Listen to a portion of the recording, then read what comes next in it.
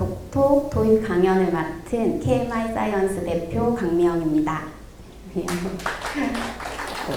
자, 저희 오늘 제가 강연할 주제는 해안선의 비밀인데요. 친구들이 앞에서 본 영상이랑 이 해안선의 비밀이 어떤 특징이 있는지 함께 알아보도록 하겠습니다. 해안선이라고 하면 여기 보면요. 바다 그리고 육지를 나누는 경계선이라고 정의하고 있어요. 그래서 요거는 2022년도에 측정한 자료인데요. 국립해양조사원에서 발표를 했는데 우리나라 해안선을 이렇게 사실은 빨간색이 아니고 이렇게 따라서 측정을 했을 때 15,257.8km가 된다고 발표를 했어요. 그런데 해안선에는 항상 이 해안선의 역설이라는 용어가 같이 등장하거든요. 해안선을 정확하게 측정할 수 있을까요? 왜요? 왜 정확하게 우린 측정을 못할까요? 그죠? 해안선의 길이에 대한 측정이 실제로 정확하게 측정이 불가능합니다. 해안선을 측정을 할 때 그 바다의 파도의 높낮이라든지 그때 상황이 실시간 달라지기 때문에 실제로 측정 시에도 측정치를 평균치를 내서 이제 발표를 한다고 생각을 하면 돼요. 그리고 기준도 사실은 어떤 기준으로 할지 아직까지도 통일이 되지 않은 상태입니다. 하지만 해안선의 길이 중에서 우리나라에서 이제 서해 바다, 서해 쪽의 길이를 측정한 값인데요. 이 북한에서부터 내려와서 서해를 직선거리로 해남까지 측정했을 때는 650km가 나와요. 그런데 우리는 해안선을 이렇게 직선거리로 측정하지는 않죠. 측정하지 않습니다. 네, 그래서 이 해안선을 따라서 이렇게 보통 측정하는 방식으로 측정을 했더니 7배가 넘는 4,719km라는 수치가 나왔어요. 이 두 수치에는 엄청난 차이가 있는데 그러면 위에서 측정한 이 거리는 잘못된 측정치일까요? 해안선이? 그죠? 잘못된 측정치는 아닙니다. 측정은 바르게 했을 거고요. 단지 어떤 기준으로 측정을 했느냐에 따라서 수치가 다르게 나왔다고 보면 될 것 같아요. 실제로 동해안을 보면 이렇게 그냥 일자로 쭉 내려오죠. 그래서 직선거리랑 해안선을 측정했을 때 그렇게 오차가 별로 나지 않는데 서해나 남해의 경우는 우리나라는 울퉁불퉁 굴곡이 심한 리아스식 해안이라고 표현을 하거든요. 그래서 이렇게 많은 오차를 발생하고 있어요. 그러면 만약에 지금 선생님 일을 하는데 우리나라 남쪽에 10km당 서해안에 휴게시설이랑 2명의 안전요원을 배치하고 싶어요. 그러면 몇 명을 배치하면 될까요? 전체로 할까요? 아까 전체가 한 4,000이었거든요. 엄청나죠? 한 4,000을 기준으로 하면 400개 정도의 초소에 800명의 안전요원이 필요해요. 내가 지금 그 일을 해야 한다면. 근데 직선거리의 측정 보고치를 받았다면 선생님은 60개의 측정소와 120명의 인력을 배치해야겠죠. 그런 경우라면 뭔가 업무를 수행할 때 있어서 많은 오차, 너무 큰 차이죠. 그 차이를 맞이할 수밖에 없습니다. 네. 그러면 해안선의 기준은 어떻게 측정하는지 가장 좋을까요? 측정하는 거. 저희가 구글 지도 같은 거 보면 구글어스에서는 우리가 지금 인공위성에서 찍은 사진으로 그 거리를 측정하게 되어 있거든요. 그전에는 사실은 항공기 사진으로 찍은 모습 그리고 자동차가 이동하면서 해안선의 거리를 측정한가 그리고 도보도 있을까요? 도보를 걸어서 측정한가 아니면 개미가 이렇게 서해안 따라서 간다고 생각을 해봅시다. 그리고 선생님 전공이 화학이거든요. 분자 단위까지 나눠가지고 아마 평생 못할 것 같은데 측정을 한다고 했을 때 그러면 가장 정확한 해안선은 어떤 걸일까요?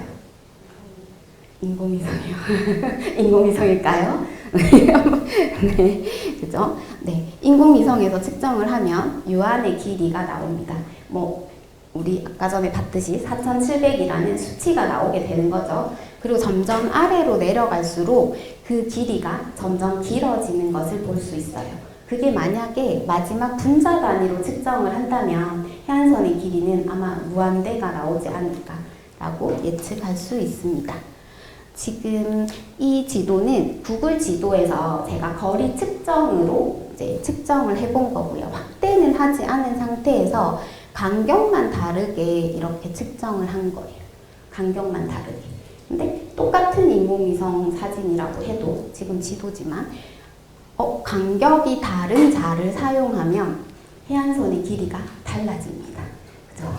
또 이 부분도 그러면 사람이 어떻게 측정하느냐, 어떤 간격의 자를 쓰느냐에 따라서 해안선이 달라지는 걸 알 수 있는데요.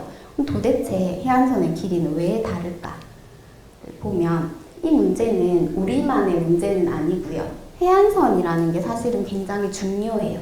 우리나라의 영토를 표현하는 거잖아요. 내 육지를 정확하게 표현해주는 선이라서 어떤 측정 기준을 사용하느냐에 따라서 길이가 달라지기 때문에 우리 잘못 생각하면 영토의 그 길이가 다르게 표현이 되는 건데 영국의 리처드슨이라는 학자가 사실 이 학자가 이 문제를 발견을 했는데 이 논문은 사후에 발표가 됐어요. 그리고 나서 이제 프랑스의 수학자 만델브로트가 이거에 대해서 생각을 하면서 길이가 다른 자로 영국을 측정을 해봤어요. 그랬더니 길이가 달라지니까 해안선이 달라지는 거예요. 해안선의 길이가. 그리고 또 다른 특징을 발견했는데 여기서 보니까 해안선을 점점 이렇게 확대, 친구들 폰에서 확대하듯이 확대 축소를 계속 반복하다 보니까 해안선의 일부분의 모양이 유사하다. 전체의 모습과 그 다음에 부분의 모습이 유사하다는 것을 발견을 했어요. 우리 서해나 남해, 그 다음에 영국의 해안선처럼 울퉁불퉁한 해안선을 아까 리아스식 해안선이라고 했는데 이 해안선은 측정하는 자의 최소 단위가 작을수록 점점 길어지고 그리고 해안선의 일부분은 전체 해안선의 모양과 유사하다는 특징을 이제 발견하게 되었습니다. 그러면 이렇게 울퉁불퉁하고 불규칙한 이런 자연의 물질을 도대체 어떻게 측정해야 할까? 길이, 부피, 그렇죠? 면적을 측정할 때 그 측정을 기존에 나와 있던 유클리드 기하의 차원으로 계산을 하기에는 너무 복잡하다는 결론을 내렸어요. 유클리드 기하를 알고 있을까요? 알고 계실 겁니다. 네. 친구들이 점이라는 거 알죠? 점을 하나 딱 찍으면 우린 점은 0차원이라고 얘기해요. 점과 점을 이은 거는 1차원이라고 이야기합니다. 그리고 우리가 보통 평면 도형이라고 표현하는 걸 2차원, 입체 도형을 3차원이라고 얘기하는데 지금 유클리드 기하에서 말하는 이런 도형들은 자의 길이가 달라진다고 해서 길이가 바뀌지 않아요. 선생님이 10cm 자로 이게 10cm라고 표현하면 10cm 자 한 번이면 되고 5cm 자를 2번 사용하면 될 것이고 2cm 자를 5번 사용하면 돼요. 정확하게 나오죠. 그 다음에 2차원의 평면의 넓이를 구할 때도 가로, 세로의 길이가 정확하면 자가 바뀐다고 해서 수치가 절대 바뀌지 않아요. 그리고 부피도 그렇습니다. 그런데 우리는 아까 자가 달라지면 길이가 다르게 측정되는 자연에 대해서 지금 하고 있죠. 해안선. 그래서 그 해안선의 차원을 프랙탈 차원, 프랙탈이라고 이제 기하라고 표현하게 되었어요. 그거를 만델브로트라는 아까 수학자가 했는데요. 해안선의 모양이 일부분의 모양이랑 비슷하게 반복이 되면서 뭔가 부서져 가는 듯한 모습을 보고 프랙탈, 부서지다에서 따온 단어이고 유클리드 기하에서 차원을 계산하는 식이 있는데 그 식에서 분수로 계산을 하다가 보면 이 프랙탈 차원의 수치가 나와요. 해안선 같은 경우는 한 1.34에서 조금 더 왔다 갔다 하거든요. 그런 차원을 이제 프랙탈이라고 부르기 시작했어요. 그리고 프랙탈에서 가장 중요한 거는요, 해안선에서 자기 닮음성, 길이가 달라지기도 하지만 계속 부분의 부분, 그 다음에 부분이 전체의 축소판, 자기 유사성으로 표현이 되고 있고, 이게 끊임없이 반복되고 있는 순환의 구조라고 이제 프랙탈의 특징을 가지고 있습니다. 자연에 있는 많은 물질들은 사실 유클리드 기하로 설명을 할 수 없는 것들이 많아요. 그래서 그거를 이제 프랙탈 차원이 나오면서 설명이 이제 쉽게 뭔가 풀려가기 시작했는데, 번개가 뻗어져 나오는 이 길이를 어떻게 할 거냐. 눈송이에 반복되는 모습들, 그리고 계곡에서 흘러나오는 이 강줄기도 사실은 보면은 계속 반복되면서 어떤 자에 따라서 길이가 달라진다고 생각하면 됩니다. 그 다음에 나무 가지가 이렇게 새 가지를 뻗어 나갈 때 모습도 친구들이 좋아할까요? 상추의 그 꼬불꼬불한 잎부분 있죠. 그 부분의 길이를 계산한다면 어떻게 해야 할까? 그 다음에 브로콜리, 자기의 모양을 계속 반복하고 있는 이런 아이들의 물리적 수치를 계산할 때 프랙탈이 이제 사용되고 프랙탈 구조를 가졌다고 이야기하고 있어요. 그거를 이제 수학적으로 뭔가 도형을 표현을 해보면, 아까 영상이 있었거든요.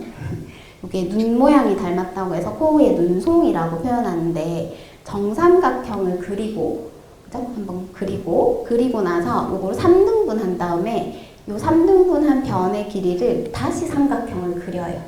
그 과정을 계속 반복하면 길이가 계속 늘어나겠죠. 그런데 넓이는, 차지하는 면적은, 선생님이 이 동그라미를 같은 면적의 동그라미인데요, 절대 벗어나지 않아요. 그러면 그 범위 안에서 넓이는 유한하지만 한정적인데 둘레의 길이는 무한한 구조를 가지는 눈꽃송이를 볼 수 있어요. 그래서 길이가 실제로 늘어나고 있습니다.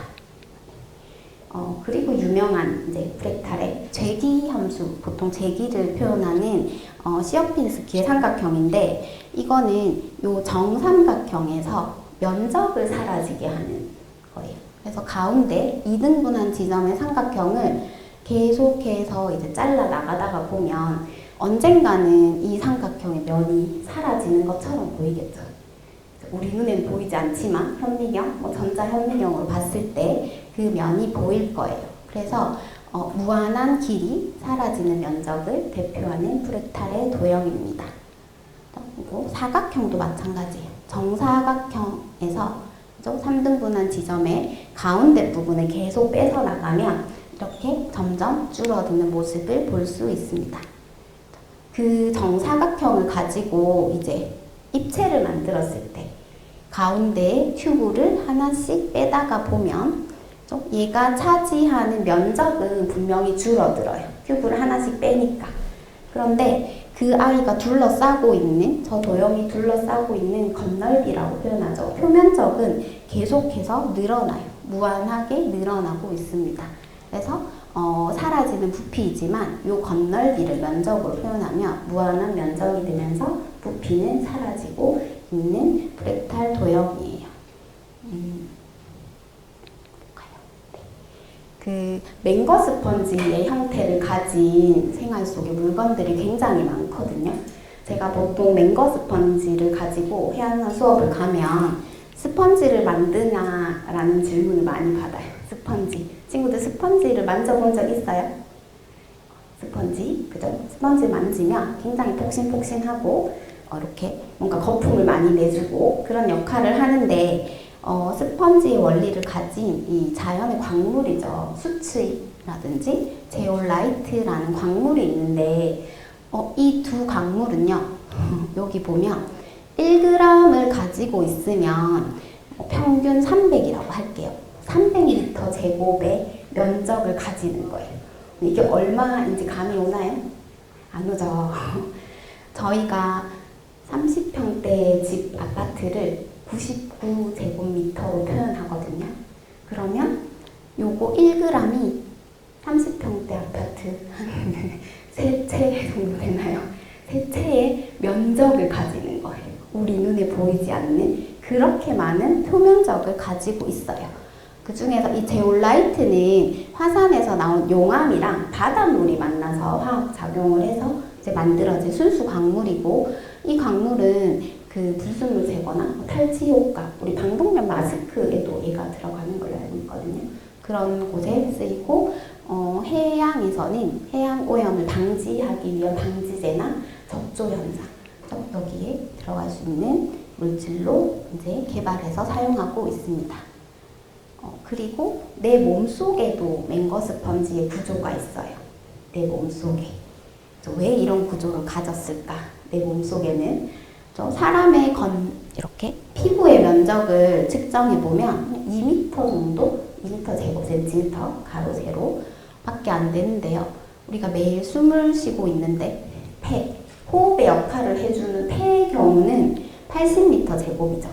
그러면 한 25평 정도의 아파트 평면 넓이를 가지는 거예요. 나의 폐가. 그 안에서 산소와 이산화탄소를 교환해주는 역할을 하는 거죠. 정말 이렇게 주먹만 하다고 표현하거든요. 그 주먹만한 폐로 내가 평생 그리고 오늘 하루 이렇게 호흡을 할 수 있도록 해주는 공간이에요. 최대한 많이, 최대한 효율적으로 하기 위해서 이렇게 맹거 스펀지 구조를 가지고 있고, 이거보다 더 길죠. 400m 제곱. 그죠? 이게 소화관.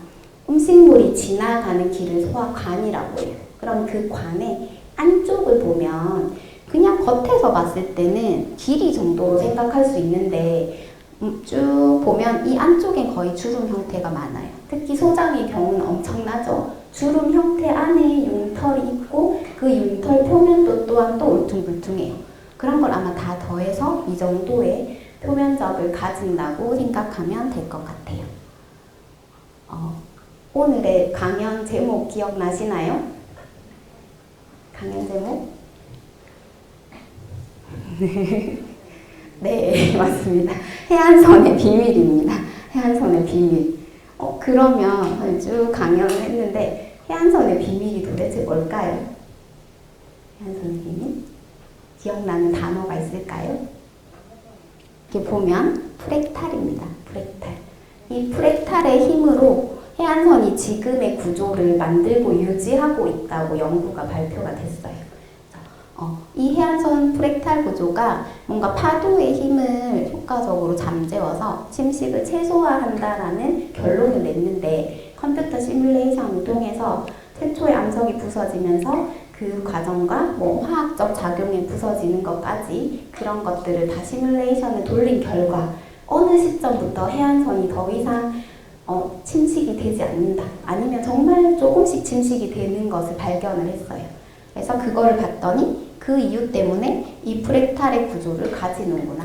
그리고 그 시뮬레이션 된 수치도 앞에서 유클리드 기하에 계산한 분수식이랑 같은 차원이 나왔어요. 1.33 차원이라고 하면. 그죠? 1차원도 2차원도 아닌 새로운 차원의 수치가 나옴을 알 수 있었습니다. 그러면 여기까지 강연했고, 그 1차 맹거 스펀지를 함께 만들어 보는 시간을 가지려고 하는데요. 혹시 그 교구를 받아오셨나요? 네, 제가 아니면 설명을 한번 드릴게요. 그 큐브가 있으면 비닐봉지 안에 그 큐브 8개를 이렇게 붙이시면 돼요. 그 가운데를 뻥 비운, 저희가 가운데를 삭제한다고 했죠. 큐브 가운데를 이렇게 비우고, 요거를 똑같은 거를 2개를 만들고, 그리고 나서 큐브 맹모퉁이, 그죠? 여기 기퉁이에 4개, 하나, 둘, 셋, 4개를 붙이고, 다시 나머지 판을 올리면 이렇게 큐브가 완성이 됩니다. 근데 요거 큐브를 만드실 때는 나무라 가지고 목공풀을 정말 조금만 붙여도 딱 붙어서 빨리 마르거든요. 근데 많이 붙이면 잘 붙겠지만 마르는데 시간이 한참 걸려요. 그래서 친구들 요거 만들 때 그렇게 해서 이제 완성을 하면 될 것 같습니다. 그래서 큐브가 완성이 되면 이제 이런 모양이 된다고 생각하시면 돼요. 네, 감사합니다.